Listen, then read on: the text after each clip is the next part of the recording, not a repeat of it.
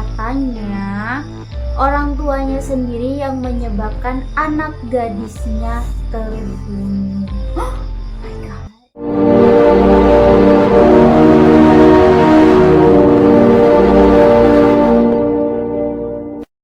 Hai, welcome back Story Lala, stay on my channel.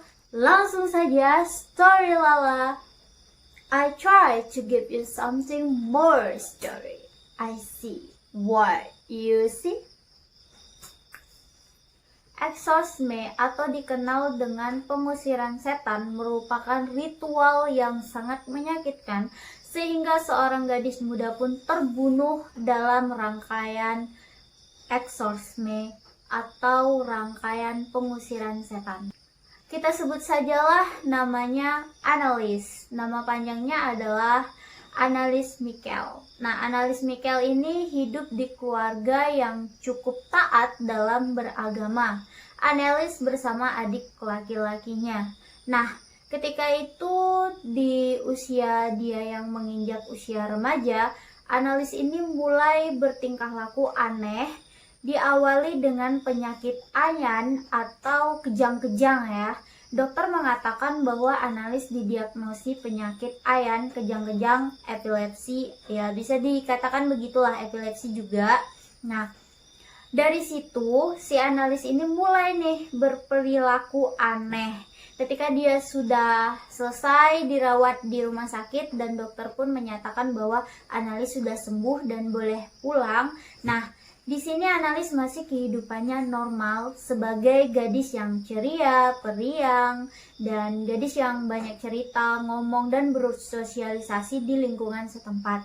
Tapi hari demi hari, bulan pun berganti, si Annelies mulai murung, suka diem, kadang dia berbicara sendiri, terkadang dia juga ya berperilaku aneh gitu ya. Nah, di sini orang tuanya pun curiga, ini anak gue kenapa ya? Kok dia jadi seperti ini? Nah, lebih gilanya lagi di suatu hari ibunya ini nih ketemu si Annelies di kamar. Nah, si Annelies ini ternyata dia kesurupan dan itu bukan penyakit dari medis lagi. Lebih joroknya lagi nih, si Annelies menjilat air kencingnya sendiri. Oh my god. Dan lebih parahnya lagi, Annelies memakan laba-laba, kecoak, terus juga dia merangkak-rangkak di dinding. Dan bahkan emang benar-benar di luar nalar banget nih penyakitnya si Annelies. Terkadang Annelies ini merobek baju dia, merangkak-rangkak di dinding. Terus juga si Annelies ini kayaknya udah emang kehilangan akal sehat. Ketika itu ada burung yang mati, bangkai burung yang mati itu diambilnya buat dibuang mungkin ya. No, ternyata buat dimakan. Ini sih jorok banget ya. Annelies juga menggonggong-gonggong seperti layaknya anjing. Nah, si Annelies ini kan dianya tinggal di Jerman gitu kan, di Jerman Barat. Nah, ketika dia sudah lulus SMA, dianya mau masuk ke universitas yang ada di Jerman Barat pada tahun 1973. Ketika dia sudah mulai kuliah, nah disinilah kejadiannya yang teramat kacau. Annelies tidak bisa mengontrol dirinya sendiri. Dia terlalu mengikuti hawa-hawa setan guys. Annelies ini lahir pada tanggal 21 September 1952, Batavia, Jerman Barat. Kejadian-kejadian menjijikan itu pun orang tuanya dan saudara laki-lakinya Joseph, mereka mengklaim bahwa Annelies ini udah kerasukan setan iblis. Mereka pun berinisiatif buat memanggil pendeta dari gereja. Nah, karena melihat keadaan Annelies ini emang udah cukup kacau, mereka pun mencari jalan keluar untuk penyembuhan Annelies melalui pendeta, bukan jalur medis lagi. Karena mereka mengklaim bahwa si Annelies ini nggak menderita penyakit anyan, epilepsi atau kejang-kejang dan sebagainya. Melainkan Annelies ini penyakit dari alam goib. Nah, di suatu hari mereka pun ketemu dengan pendeta yang bernama Ernst L. Disinilah mereka setuju dan sepakat untuk melakukan eksorsme penyiksaan. Bukan eksorsme sih, bukan dikatakan penyiksaan ya. Eksorsme itu merupakan suatu rangkaian untuk mengusir setan. Tentunya Ernest Out ini tidak sendirian, dia juga dibantu dengan temannya. Temannya yang bernama Arnold Rance. Kita panggil aja pendeta Ernest sama si pendeta Rance. Eksorsme sudah ada di budaya dan agama sejak 1000 tahun dan dipopulerkan oleh gereja Katolik. Para imam pun menggunakan kata Fade Retro Satana. Bahasa ini pun diambil dari bahasa Latin dan diterjemahkan bahasa Indonesia yang artinya kembalilah setan. Setelah persetujuan uskup antara analis, pendeta Elk dan pembantunya si Rance, mereka pun langsung melakukan praktek rangkaian 67 rangkaian eksorsme yang berlangsung selama 4 jam. Nah, setelah dilakukan rangkaian 67 rangkaian eksorsme ini, mereka mengatakan bahwa di dalam satu tubuh analis terdapat 5 iblis yang saling berebut untuk mendapatkan tubuh sucinya analis. Siapa saja nama-nama iblis yang merasuki tubuh analis? Check it out.